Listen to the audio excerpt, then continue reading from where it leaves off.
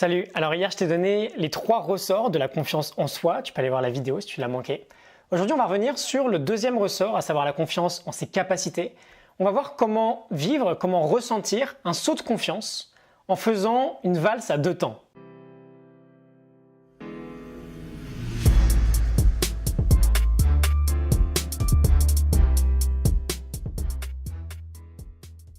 Alors quand je dis saut de confiance, je ne parle pas de saut en parachute. Quand je dis valse à 2 temps, je ne parle pas de vraie danse. Mais j'aimerais juste te donner une méthode pour faire que, voilà, un jour, avec tout le travail que tu auras fourni, tu vas te réveiller et tu vas te sentir que, ça y est, tu as confiance en toi, tu peux aller soulever des montagnes. Alors ce saut de la confiance en soi, qu'est-ce que c'est ? C'est quand ta compétence va devenir suffisamment importante qu'elle va se transformer en confiance. C'est un peu une sorte de mixte entre l'idée des baby steps et de l'effet cumulé.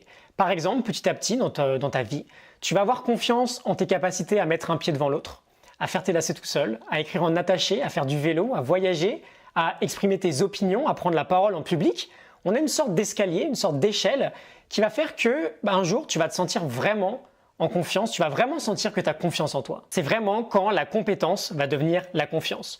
Tu vas répéter et faire suffisamment de gammes, et puis un jour, ça va te donner des ailes et tu vas commencer à improviser.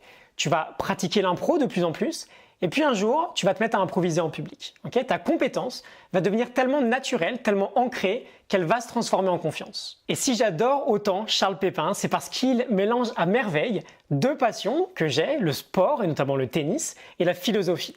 Et il prend l'exemple de Serena Williams, et il nous dit que dans toutes ses victoires en finale de Grand Chelem, il y a 3 d'entre elles où elle a dû sauver des balles de match.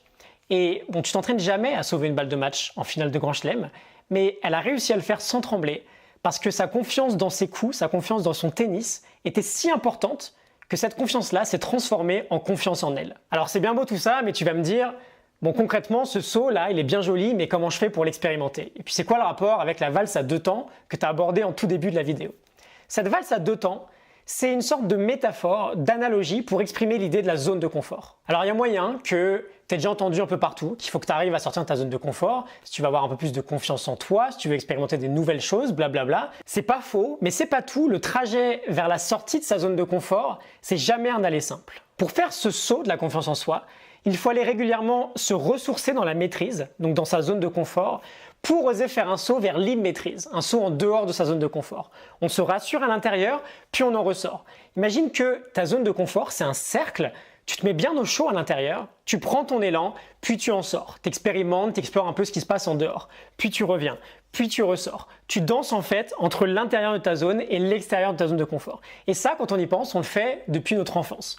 On nous met une 3e roue sur notre vélo, puis on nous laisse essayer le vélo à 2 roues. Puis peut-être qu'on tombe, alors on nous laisse le vélo à 2 roues, mais on nous tient. Puis ensuite on nous lâche et on recommence le vélo à 2 roues tout seul. Et en faisant cette valse à 2 temps, entre l'intérieur de ta zone de confort et l'extérieur, tu vas l'élargir. Et plus tu vas l'élargir, plus tu vas gagner en confiance en toi, parce que tu vas te prouver à toi-même que tu es de plus en plus capable et de faire des nouvelles choses, et d'essayer de faire des nouvelles choses. Et la distinction, elle est importante entre le fait de faire et d'essayer, parce que se faire confiance, au final, c'est pas forcément entreprendre quelque chose qu'on a déjà réussi 1000 fois. C'est entreprendre quelque chose qu'on n'a jamais tenté. Bon alors je t'avoue que là, en parlant, je me suis un peu rendu compte que c'était plutôt théorique ce que je te disais, mais après tout, ça vient d'un bouquin de philosophie. J'espère que ça t'a quand même parlé, dis-moi ce que tu en as pensé. Je vais te souhaiter une excellente semaine, elle est assez chargée pour moi, j'ai une petite épreuve de confiance en soi samedi, une grosse même sortie de zone de confort. Je vais pour la première fois officier une cérémonie laïque. J'ai plutôt hâte de vivre ça, je suis plutôt excité. Demain, je te parlerai de l'ennemi numéro 1 de la confiance. Promis, j'essaierai de faire quelque chose d'un peu plus pratique. Tu verras que cet ennemi, ce poison, il est plutôt logique.